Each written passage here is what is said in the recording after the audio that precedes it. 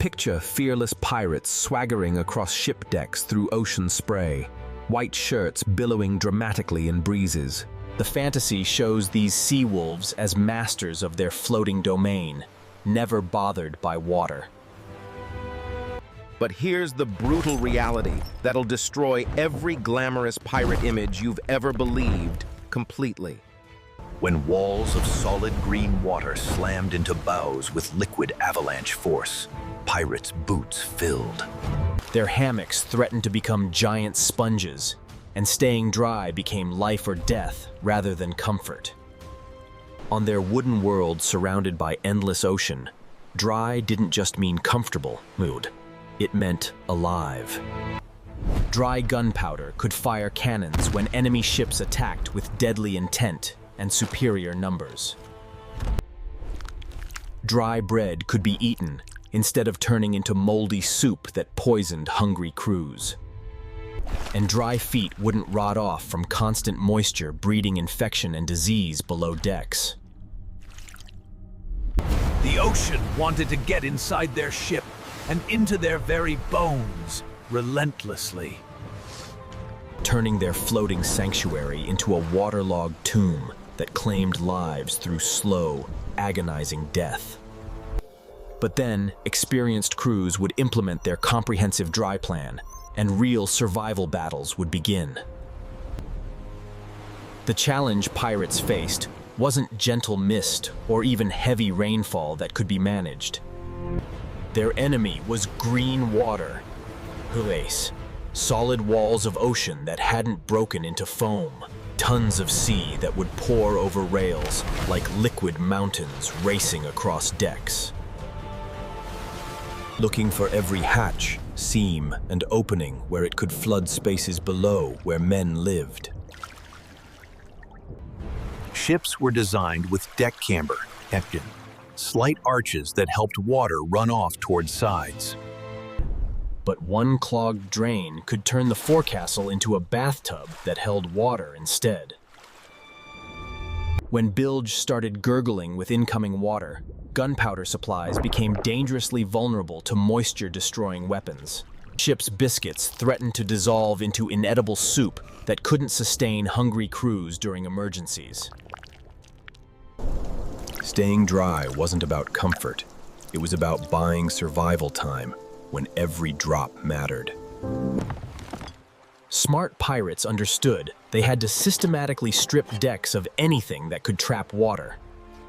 When the ocean turned aggressive, pirates transformed themselves into walking waterproof fortresses using available materials aboard. They'd wrap themselves in oiled sailcloth coats that shed water like duck feathers, naturally repelling moisture. Wear tarred hats that could turn their heads into personal umbrellas during spray and rainfall. And choose wool clothing that retained warmth even when soaked through, preventing deadly hypothermia. Their boots got smeared with tallow until they smelled like candle factories but repelled water. Sailors learned tying greased cloth gaiters around legs to prevent water from running inside clothing. Shirt seams were carefully waxed to create barriers against moisture, while valuable items rode waterproof. The crew would make jokes about smelling like oil lamps and looking like walking tar barrels. Using humor to keep spirits up when they resembled bizarre creatures more than fearsome pirates. This gallows humor served important purposes, keeping men functional when appearance became ridiculous and discomfort overwhelming. Smart pirate crews understood their best defense was preventing water from getting aboard in the first place. They'd lash weather cloths along rails to knock down spray before it could reach decks, and batten down hatches with tarred canvas stretched over high coamings so incoming water hit walls. Deck gratings received canvas covers that turned them from drain holes into sealed barriers against flooding. Companionways wore canvas hoods like giant raincoats, protecting openings where crew members moved between levels. Every vulnerable opening got customized protection based on size, location, and typical water exposure during weather. The result was that decks became elaborate mazes of cloth barriers and wooden shields, creating deflection. But the ocean was persistent and creative, and even sophisticated barriers couldn't stop every drop. Pirates learned that winning battles against water meant following simple but crucial principles about drainage speed. Water had to leave ships faster than it arrived, or they would eventually lose and sink. This meant maintaining scuppers, drainage holes along ship sides, with religious dedication and attention. Using marline spikes to clear them of rope debris and accumulated trash that could block flow. Ferrying ports had to be kept completely unblocked so water could escape without building dangerous pools. Crew members learned to rake sand and debris from drains before problems developed into crises. The bosun enforced strict policies about coiling ropes and storing equipment. No coils across scuppers.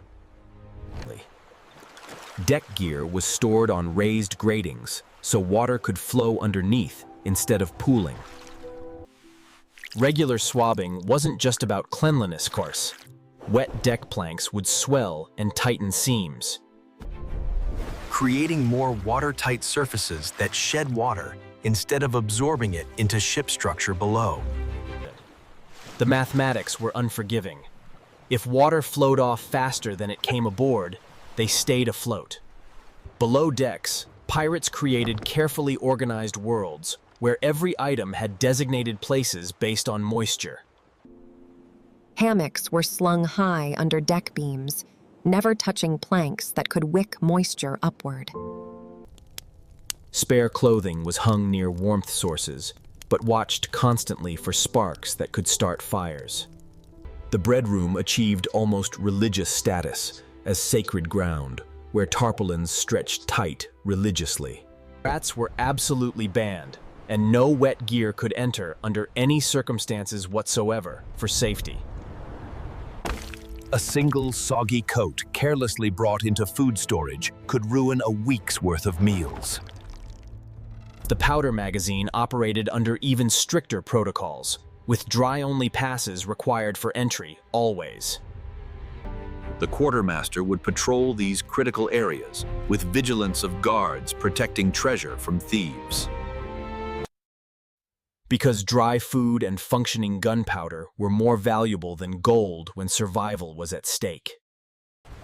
When water inevitably found ways through ship hulls despite all prevention efforts, crews switched tactics. From keeping water out to getting it back out faster than it could accumulate and sink. Men would form lines at chain and brake pumps, working in rotating shifts for hours. Singing work songs to maintain steady rhythms that kept pumps operating at maximum efficiency during crises. Ship's carpenters became the most important people aboard during these emergencies, deploying skills like witchcraft to observers. They'd caulk seams with oakum and hot tar, drive softwood wedges into spots where water wept, and deploy futhering sounds, canvas cloths smeared with tallow hauled under ship bottoms where suction worked. When these techniques worked properly, bilge water levels would drop and give exhausted pump crews rest. Picture the moment every pirate crew dreaded. A mountain of green water, larger than anything seen, rolling toward their ship like a liquid cliff face, building higher until survival seemed impossible. When it hit, the force could drive men to knees and make storm boards bow. The crew's emergency drill had to kick in automatically because there was no thinking time. Lifelines were checked and tightened. Hatch hoods were secured against incoming floodwaters relentlessly approaching. Scuppers were cleared of any debris that could block drainage, and bucket brigades formed on standby. Spare canvas could be rigged into emergency spray hoods in 30 seconds by practiced crews. While wedges and tar were deployed to chase down new leaks appearing along previously sound seams. Staying dry aboard pirate ships wasn't about individual effort. It was collective survival system requiring protocols. Pirate articles included provisions demanding all hands respond to pump duty and emergency sail handling, always. The quartermaster maintained absolute authority over critical storage areas that had to remain dry at costs. Ship's carpenters ruled over leak repairs with authority that even captains respected during emergency situations completely. The sailmaker was responsible for patching storm cloths and weather barriers on the run during emergencies. The cooper's job included keeping barrel hoops tight and storage areas organized, so holds stayed tidy. Breaking rules that kept everyone dry carried serious consequences, losing shares of captured treasure entirely. These weren't arbitrary punishments. They were survival protocols that kept gunpowder dry and prevented carelessness. Getting rest aboard ships constantly under assault required pirates to develop sleeping systems, impressing camping enthusiasts. Sailors learned climbing into hammocks like entering waterproof cocoons suspended above potentially wet decks below. Sea chests were propped open during dry periods to air contents and prevent moisture buildup. Ditty bags containing valuables were hung high under deck beams where water couldn't reach them. Boots got stuffed with dry oakum overnight to absorb moisture and help them dry inside out. Personal tarps made from sailcloth strips could create individual weather protection, allowing men to stay dry. The philosophy was simple. Dry feet, dry gunpowder, and dry bread meant tomorrow's strength and ability. When storms finally eased, experienced crews understood that real work of maintaining dry sanctuary was beginning. Every hammock had to be aired and checked for moisture that could lead to mold and rot. The bread room received careful attention with vinegar wipes preventing spoilage and removing penetrating moisture completely. Most importantly, they would identify and mark wet corners where water had penetrated their defenses, so carpenters could address potential weak points before they became major problems during next storms. This systematic approach turned reactive crisis management into proactive preparation that anticipated next challenges before arrival. In the end, pirates learned conquering ocean's relentless assault required more than dramatic defiance gestures. Staying dry demanded comprehensive systems based on carefully planned drainage paths and strategically placed barriers. Hammocks hung high above potential water.